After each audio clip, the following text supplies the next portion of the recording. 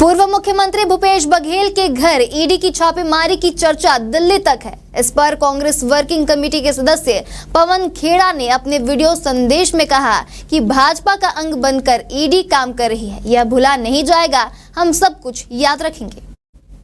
Congress working committee के सदस्य पवन खेड़ा ने कहा कि भिलाई में भूपेश बघेल के यहां ईडी की रेड हो रही है। कोई हैरानी की बात नहीं है। विपक्ष के यहां ईडी को ही भेजने का एक परंपरा भारतीय जनता पार्टी ने शुरू कर रखी है। यह रेड किस केस में है, किसी को नहीं मालूम। क्यों हो रही है, ये भी नहीं मालूम। कुछ दिनों पहले कोर्ट ने बघेल साहब के खिलाफ सीबीआई का एक केस था, उसे खारिज कर दिया था। कोई केस बघेल साहब के खिलाफ अभी नहीं है, लेकिन फिर भी आज ईडी की रेड हो रही है।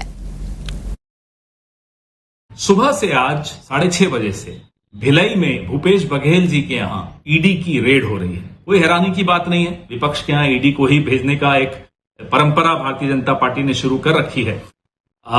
यह रेड किस केस में है, किसी को नहीं मालूम। क्यों हो रही है, नहीं मालूम। आज से कुछ दिनों पहले कोर्ट ने सीबीआई का एक केस जो बघेल साहब के खिलाफ था उसको खारिज कर दिया था। कोई केस बघेल साहब के खिलाफ अभी नहीं है, लेकिन फिर भी आज ईडी की रेड उनके यहां हो रही है। हो सकता है आज संसद का सत्र शुरू हो रहा है। बीजेपी को जो चारों तरफ से घिरी हुई है, उन्हें एक डिस्ट्रैक्शन चाहिए, ध्यान हटाना है, हेडलाइंस बदलनी है। ये उसी का एक षड्यंत्र बिल्कुल संभव है। यह भी हो सकता है कि क्योंकि भूपेश बघेल जी अब पंजाब में अपनी राजनीतिक गतिविधियां शुरू कर रहे हैं, प्रभारी बने हैं, तो उनको वहां डिस्टर्ब करने की कोशिश की जा रही हो। जो भी हो, भारतीय जनता पार्टी का एक अंग बनकर आज ईडी जिस तरह के काम कर रही है, ये भूला नहीं जाएगा, हम भी याद रखेंगे।